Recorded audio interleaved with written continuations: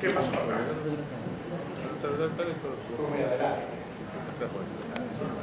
Sí, sí, es cierto, pero... Exponencial. Bueno, con mucha justicia se habló de las virtudes de la encíclica del Papa Francisco. Muchas. Yo quiero agregar una más, la oportunidad. Porque este año es un año muy clave para el destino del medio ambiente de la Tierra. En el mes de diciembre se reúnen en París la Convención del Clima, que lo hace cada año, pero esta vez tiene en su agenda la concreción de un acuerdo de tipo voluntario, eso es importante, que van a ser los países que conforman la Convención del Clima. Y es un acuerdo que va a incluir contribuciones de todos los países, no de algunos países como fue el caso del Protocolo de Kioto. Por eso digo de la oportunidad. Bueno, se da esta reunión también en un contexto de información que no existía previamente, con la calidad y la claridad con que tenemos ahora.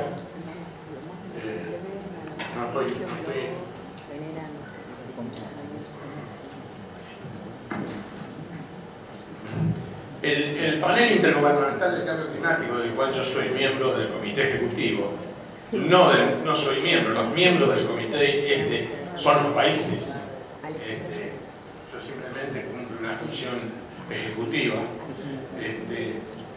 Llegó en el año 2014 a elaborar un informe, que fue el quinto informe, fue muy preciso en los resultados de la evaluación del conocimiento científico que existe sobre el problema del cambio climático. Entonces lo que está ahí, el calentamiento del sistema climático es inequívoco, no hay duda, y desde 1950 muchos de los cambios observados no han tenido precedentes en los últimos decenios a milenios. La atmósfera y el océano se han calentado, los volúmenes de nieve y hielo han disminuido, el nivel del mar se ha elevado y la concentración de gases de efecto invernadero han aumentado. Pero más importante todavía es que todo esto es atribuible a las mayores emisiones de gases de efecto invernadero de origen antrópico. Y además de eso, que ya tenemos impactos del cambio climático en los 5 continentes y en todos los sistemas productivos, biológicos y físicos. Bueno, esto es un ejemplo.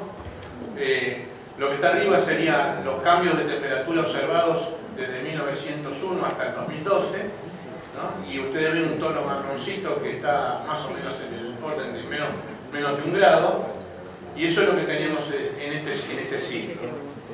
En el futuro es lo que está abajo, y eso va a depender de las decisiones que se tome la humanidad. Si aceptamos que un escenario de emisiones que nos lleve a una radiación adicional a la solar de 2,6 watts por metro cuadrado, en el fin de siglo estaríamos en un calentamiento del orden quizás de 2 grados. Si no, si seguimos con las tendencias actuales de emisiones y las tendencias productivas, a lo que vamos a llegar es a un escenario de forzamiento radiactivo de 8,5 watts por metro cuadrado adicionales a los 250 de promedio que llega a la Tierra del Sol. Y entonces las temperaturas van a estar muy por encima de los 4 grados en casi todos los continentes y muy particularmente en las latitudes altas. La figura del medio muestra cómo ha ido aumentando la temperatura hasta el presente, y los dos escenarios más extremos, el 2,6 y el 8,5, en el cual vemos que el 2,6 es básicamente lo que hoy estamos adicionando a la radiación solar, se mantiene más o menos en un nivel de menos de 2 grados, y el otro ya llega a mucho más.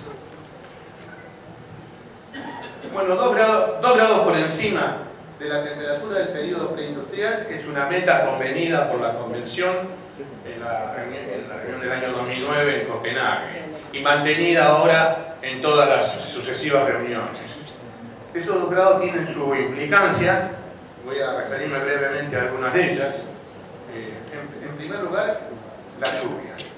Ahí está 2,6 por un lado, 8,5 por el otro, escenarios futuros a fin de siglo, ya no de la temperatura, sino de la precipitación. Y la cosa muy importante, porque hemos estado hablando del agua, ¿no? Esto que está en marrón es reducción de las precipitaciones.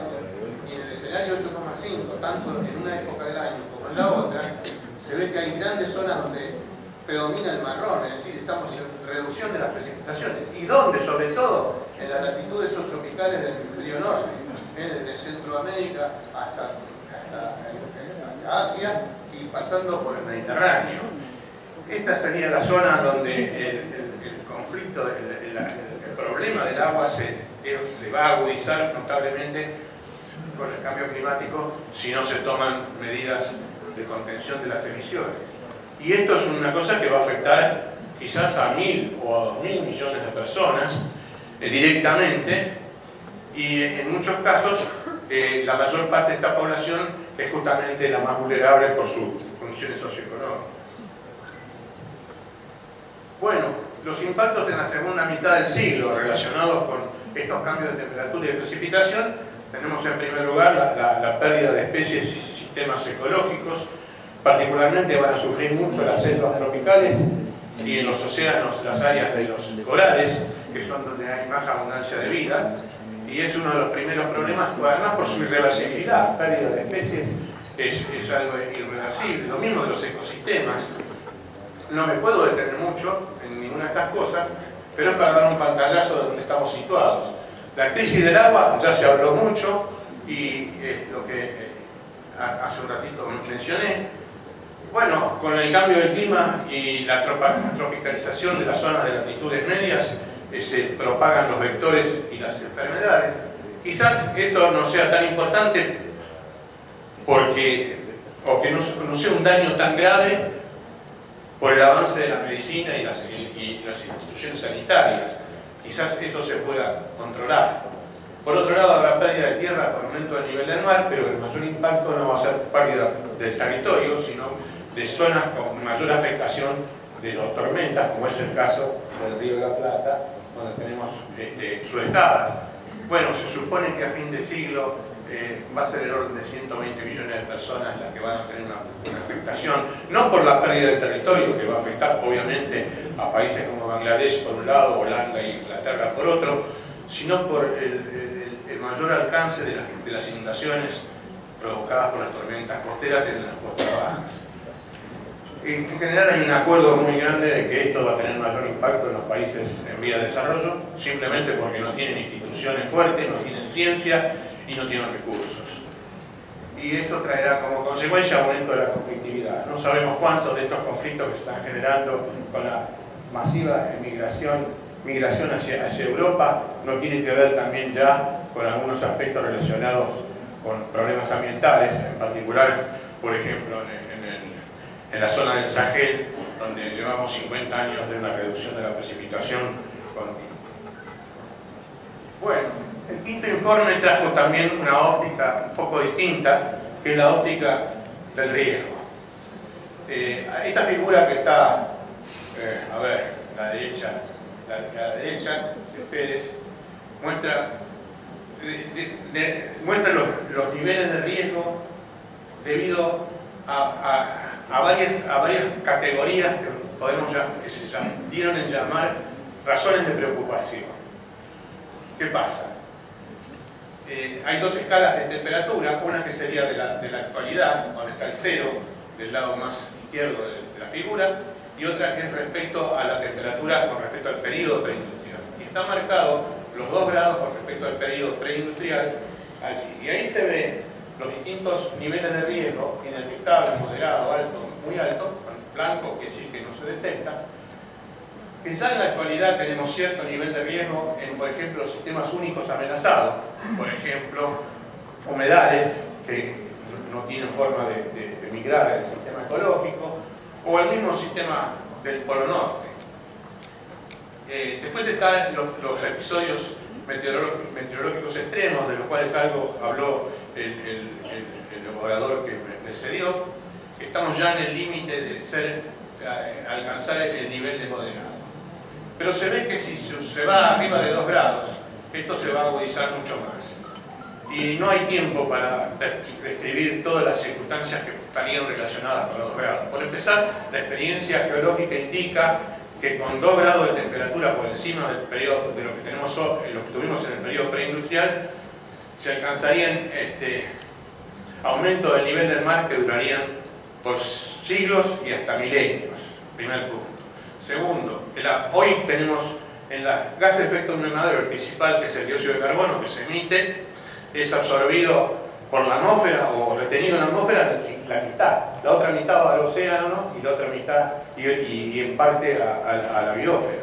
Bueno, con 2 grados se duda ya de la capacidad de la biosfera de retener ese dióxido de carbono, con lo cual el ciclo se aceleraría. Y hay una serie de efectos. Ahora, esta figura que está del otro lado muestra cómo al mismo tiempo estos 2 grados se relacionan con las decisiones que el hombre pueda tener. El escenario 2,6, que no sería un escenario aceptable, en el cual no llegaríamos o llegaríamos con muy poca probabilidad a 2 grados de calentamiento con respecto al preindustrial, y de otra forma llegaríamos a más de 4 grados con un montón de efectos. Por eso es que se está negociando este acuerdo, en el cual se está tratando de que no se superen los 2 grados. Y ahora viene la parte más negativa de mi presentación, es que yo creo que sí se va a llegar a los 2 grados y a mucho más, y lo voy a explicar. Bueno, esta gráfica muestra desde 1970 las emisiones de los gases de efecto invernadero. Además del dióxido de carbono tenemos el metano y el nitroso fundamentalmente, y esos gases están en la naturaleza, el hombre los emite, y hay una forma, bueno, se ha llegado a un acuerdo para hacer una equivalencia entre los distintos gases que tienen distintas propiedades. Pero entonces todo esto se reduce a equivalentes de dióxido de carbono. Y la figura de abajo, la figura del panel de abajo, se ve que es el más abundante, pero además es el que explica no solo la mayor parte de las emisiones, sino la mayor parte del crecimiento de las emisiones. Es decir, que el problema lo tenemos en el CO2 y no tanto en el metano y el nitroso, que permanecen más o menos estacionarios, y además en el CO2 no en la deforestación, que también permanece más o menos estacionaria, sino en la quema de combustibles fósiles. Es decir, que el centro del problema es el dióxido de carbono emitido por los gases, por la quema de combustibles fósiles como fuente de energía fundamentalmente. Ese es el principal problema. Y ahora viene el otro tema que es también innovativo de este informe, y es que, bueno, como el dióxido de carbono dura más de 100 años, en promedio, y a veces muchísimo más, ¿no? Tiene tiempo de acumularse en la atmósfera.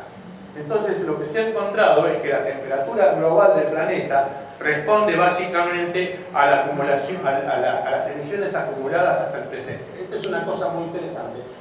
No es exacto, pero es un mensaje muy fuerte para los políticos, porque tenemos entonces un presupuesto de carbono. Acá lo que se ve es las emisiones acumuladas en valores que en el año 2000 estábamos en 1700 gigatoneladas de carbono, y si yo tengo capacidad para... No. Si yo quisiera no superar los 2 grados,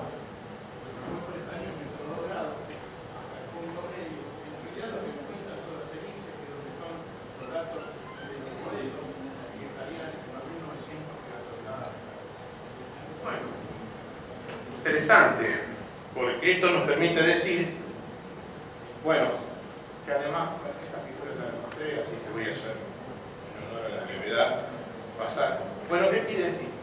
El presupuesto total de carbono para no superar los 2 grados, sí, perdón, el presupuesto total de carbono para no superar los 2 grados es 2.900 gigatoneladas de dióxido de carbono, de los cuales usamos ya 1.900. Y nos quedan 1000. Este es el panorama que hoy tenemos. Es decir, que no nos queda una enormidad si no queremos superar los 2 grados. Ahora, si lo vamos a superar, tendremos otras consecuencias. Bien, ahora viene el problema más central. El problema que complica. ¿Quiénes son los que están emitiendo? porque nosotros tenemos una tradición de que los países desarrollados son los que emiten, lo cual fue cierto, y fueron los principales responsables de lo que pasó hasta ahora. Pero fíjense ahí, esta es una figura que muestra los países de ingreso alto, según la definición del Banco Mundial, los países de ingreso medio alto, entre los cuales estamos nosotros, los ingresos medio bajos, los ingresos bajos y lo que serían fuentes internacionales como la aviación, la marina. Entonces, ¿qué vemos acá? En 1970, 1990, 2010, cada 20 años. En 1970, los países de ingreso medio alto emitían aproximadamente la tercera parte que los países de ingreso alto. Fenómeno. Eso era lo que todos sabemos, que los países en vías desarrollados son los principales responsables. ¿Qué pasa ahora? En el 2010, los países de ingreso medio alto emiten igual que los países desarrollados. Y encima tenemos los países de ingreso medio que también han casi duplicado, más que duplicado sus emisiones, y los pobres que están bien de ingreso bajo no pasa nada. Los colores se refieren a distintas fuentes de emisión, pero lo que cuenta es el total. Y este es un problema. ¿Por qué es un problema? Porque si bien los países de ingresos medio alto emiten igual que los países desarrollados, tienen muchísimo más población. Y si lo llevamos a niveles de... ya empieza a haber un primer conflicto, que es que si los llevamos por ingreso per cápita, todavía persiste una injusticia. Pero la Tierra no sabe nada de ingreso per cápita, la Tierra siente lo que siente el planeta. Entonces estamos en un problema, pero mucho peor todavía. Porque no es fácil para los países en vía de desarrollo reducir sus emisiones. Esta figura que muestra acá, muestra la energía primaria per cápita de 4 continentes, o de 4 grupos de naciones, en función del PBI per cápita. Como las dos cosas son per cápita, es energía primaria en función del PBI. ¿Qué ocurre con Asia? Tiene una tendencia lineal. ¿Qué ocurre con América Latina? Lo mismo. Es decir, para crecer estamos utilizando cada vez más energía. ¿Qué pasa con los países el azul, que son los países de la OCDE? Prácticamente tienen muy poco crecimiento de energía en función del crecimiento enorme del PBI. Bueno, ¿cómo se explica esto? Bueno, y lo mismo para los países socialistas, donde hay un rulo que todos nos podemos dar cuenta que fueron la época de transición, los socialistas, los países socialistas de Europa. Pero igual, también tienen finalmente un comportamiento como el de los países desarrollados. ¿Cómo se explica esto? Bueno, cuando un país está desarrollado, su crecimiento económico está fundamentalmente dado en los servicios, en la educación, en la salud, en el turismo. Bueno, el turismo ya consume, pero consume energía. Pero en general, el avance... Entonces, para esos países crecer ya no necesitan tanta energía. En cambio, un país pobre tiene que primero asegurar que su gente coma, segundo que todos quieren tener auto o lo que sea. Acá entra el tema de la discusión de los estilos de desarrollo, que no la quiero obviar, pero esto es un dicho concreto. Entonces quiere decir que los países que están, primero, que las emisiones son función del dióxido de carbono, que es el principal problema. Ese principal problema se genera en la quema de combustibles fósiles, que es la base de la energía, y para la energía, para los países en vía de desarrollo, para crecer necesitan cada vez más energía. Entonces, el problema es grave, porque les tenemos que pedir a los países en vía de desarrollo, de economías medias, o lo que hoy llamamos emergente, un esfuerzo adicional, cuando sus emisiones per cápita son mucho menores. Y el ejemplo más paradigmático es lo que pasa entre Estados Unidos y China, ¿no? La figura de Estados Unidos estuvo creciendo sus emisiones ligeramente y desde el año más o menos 2007 viene bajando. Entre otras cosas porque es lo que ocurre también con Europa, con Japón, por las condiciones que yo digo, pero también por el shale gas, ¿no? Que sustituyó en Estados Unidos al carbón, que es el peor de todos, los hidrocarburos, y hoy constituye las emisiones el 16% del planeta. China, que estaba muy por debajo en el año 70, miren la curva de crecimiento y ya superó a Estados Unidos. Hoy China emite el 24% del planeta. En conjunto emiten el 40%. Ahora, si bien China emite más que Estados Unidos, cuando lo consideramos per cápita, emite la tercera parte. Si Estados Unidos tiene 23 toneladas por año por habitante, y China debe estar en 7 más o menos. Así que el problema persiste. Por eso la convención acepta que los países en vía de desarrollo tomen metas más flexibles, y de eso me voy a referir enseguida. Bueno, el acuerdo vinculante que se trata con casi seguridad se va a suscribir, no va a haber un fracaso. ¿Por qué? Porque simplemente ya China puso la oferta sobre la mesa y Estados Unidos también, y ya son el 40%.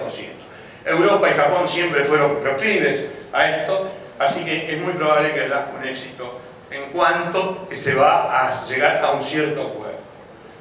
Así que ¿es posible? Sí, es posible que... Ahora, ¿no superarán los 2 grados? Eso es lo que yo quiero detenerme. Bueno, antes, hace ya prácticamente un año, Estados Unidos y China se pusieron de acuerdo, porque en un momento parecido a este, que fue en el año 2009 en Copenhague, había una gran expectativa de acuerdo internacional. Y eso se frustró, y al final tuvieron una reunión tanto el presidente de China como el presidente de Estados Unidos, y bueno, más o menos maquillaron la situación. Esta vez se adelantaron, dijeron, esta es nuestra oferta, y oferta que no da mucho pie para que la critiquen, sino de hecho ya está siendo criticada, pero bueno, es la oferta y ya está, ¿no? ¿En qué consiste esa oferta que hicieron y que ya la pusieron en la convención? No es que solamente firmaron un acuerdo entre ambos, que Estados Unidos va a tener 27% menos de emisiones en el 2025 que en el 2005. Es un poquito mezquino porque Europa, por ejemplo, se fija la disminución respecto del año 90, y en el caso de Estados Unidos la hace respecto del 2005, que fue su máximo, ¿no? Pero esa es la oferta. Y China no dice cuánto va a reducir, pero dice que va a ser un pico de sus emisiones en el 2030. Entonces, uno puede calcular esto. Yo me tomé el trabajo, porque lo que estarían verdes serían las emisiones chinas si siguieran en forma lineal. Ahora, uno puede hacer algunas hipótesis que son, bueno, primero tengo un pico en el 2030. Segundo, las cosas no pueden suceder de golpe. No puede haber un cambio así en forma de V invertida. ¿Por qué? Porque simplemente las emisiones responden a inversiones, a economía, etc. Entonces, siguiendo tangencialmente y con una reducción paulatina, uno puede estimar que va a ser una parábola aproximadamente. Y con eso se puede calcular que las emisiones que está prometiendo China van a agregar a las emisiones acumuladas del planeta 300 gigatoneladas de carbono, de dióxido de carbono adicional. Y Estados Unidos otras 100. Quiere decir que tenemos 400 solamente hasta el 2030 de China y Estados Unidos, cuando nos quedan 1000.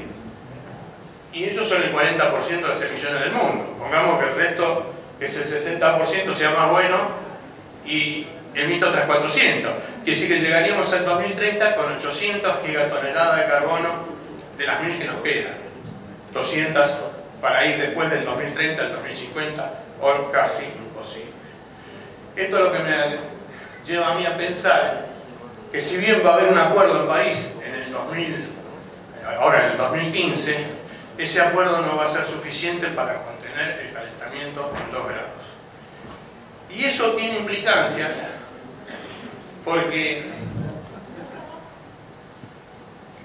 cuando surjan las cuentas, es decir, ahora cada país hace su oferta y después la convención va a sumar y va a decir, bueno, pero acá llegamos a superar lo que necesitamos, esos 1000 gigatoneladas que tenemos disponibles. No es imposible, y habrá crítica y habrá discusión, y no es imposible que en la próxima década se reabra la negociación. Este es lo que yo veo.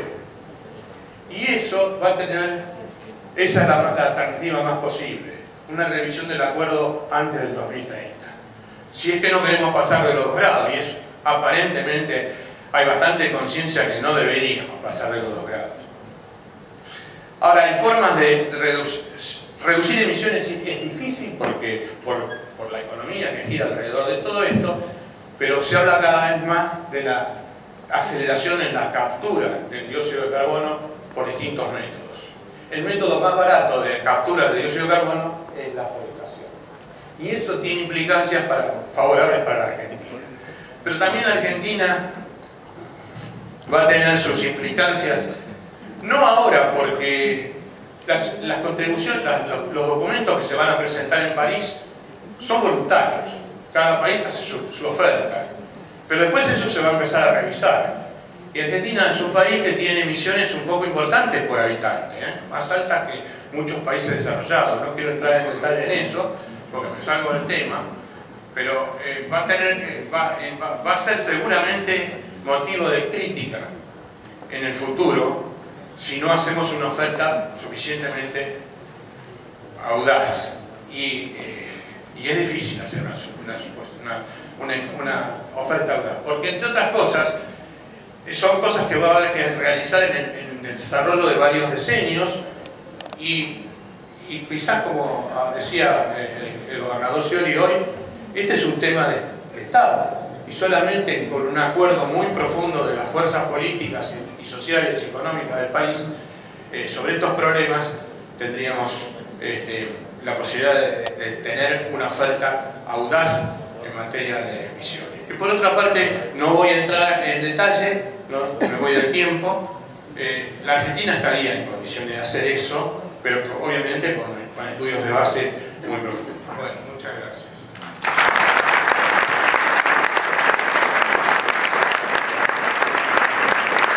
Muy bien, le agradecemos mucho a hacer esta ponencia al señor Vicente Barro.